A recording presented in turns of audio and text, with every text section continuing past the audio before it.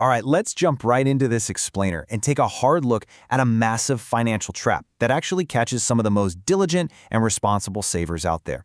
We're going to explore a concept today that might entirely change how you view your bank balance. Because look, we all know the importance of saving, right? But there is this hidden threshold where doing the right thing actually starts working against your financial future. You know, you might look at a big, fat bank balance and feel incredibly secure. And hey, it is completely natural to feel that way. You worked hard for that money, and you didn't just spend it frivolously. But we really need to ask, is your hard-earned money secretly losing its power right before your eyes? The harsh reality is that an ever-expanding savings account isn't the impenetrable fortress of wealth we tend to think it is.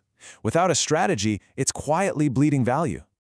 Part 1. When saving becomes a mistake. Think about having a massive sum, let's say 100 grand, just sitting in a bank account. That feels like the ultimate safety net, doesn't it? Hitting a milestone like that takes incredible discipline. You log in, see those 6 figures, and your brain just floods with this great sense of security. You feel insulated from whatever economic storms might hit. But holding on to large amounts of stagnant cash creates a massive illusion. Actually, scratch that, it's more of a trap. You end up focusing entirely on the number on the screen while completely ignoring what that number can actually do out in the real world. Because here's the catch, and it's a big one. Thanks to the invisible thief we call inflation, your money is hemorrhaging purchasing power. We all know things get more expensive, right? But when your cash sits stagnant for years, that $100,000 isn't just taking a nap. It is actively shrinking in utility. Sure, it might still look like $100,000 on your statement 5 years from now, but its actual mathematical ability to buy things or sustain your lifestyle has been steadily chipped away. So what does this all mean? Well, having excess cash sit idle isn't true financial success. It actually means the real value of your money is literally dying.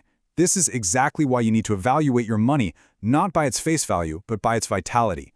If it's just sitting there, it isn't working for you, it isn't growing, and it's slowly being suffocated by the rising cost of living all around you. We absolutely have to stop viewing a stagnant pile of cash as some kind of trophy. Moving on to Section 2, the principle of money. Okay, this brings us to an absolutely crucial mindset shift regarding what our money is actually supposed to do. You have to draw a definitive boundary here.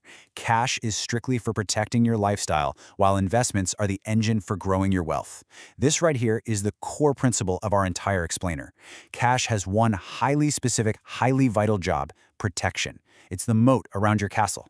But, you can't use a moat to build a taller tower. If you want growth, if you want your wealth to compound and expand, you have to cross over into investments. Blurring the lines between these two distinct tools is exactly where people get stuck. So, once your emergency fund is fully funded, you have to start viewing every extra dollar as an employee that needs a job. Think of yourself as the CEO of your own wealth.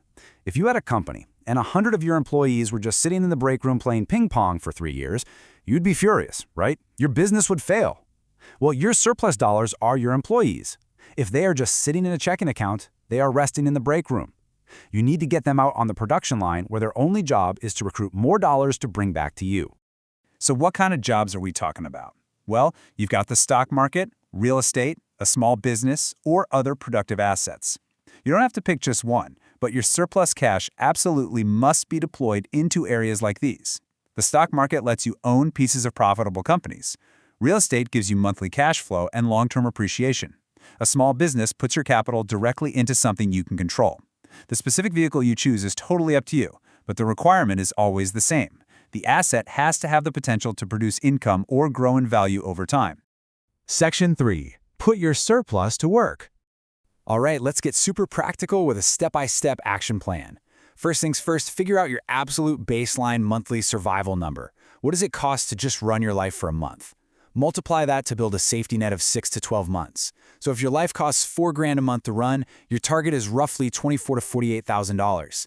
That is your protection money. It's your absolute ceiling for cash. It gives you incredible peace of mind so that a sudden job loss or medical emergency doesn't equal massive debt. Now, the moment you hit that target cushion, your objective immediately changes from protecting money to growing money. And honestly, this is kind of a tough psychological barrier to break, because up until this point, accumulating cash was the whole goal. But you have to recognize when the game changes. If you just keep piling cash into that account after your safety net is totally full, you aren't building wealth anymore. You're just hoarding a depreciating asset. So here is your exact playbook to shift from being just a diligent saver to building real income streams. Step 1. Build your 6 to 12 month safety net so you're protected from disaster. Step 2. This is the mental pivot. Stop accumulating idle excess cash. And step 3 is where the magic happens.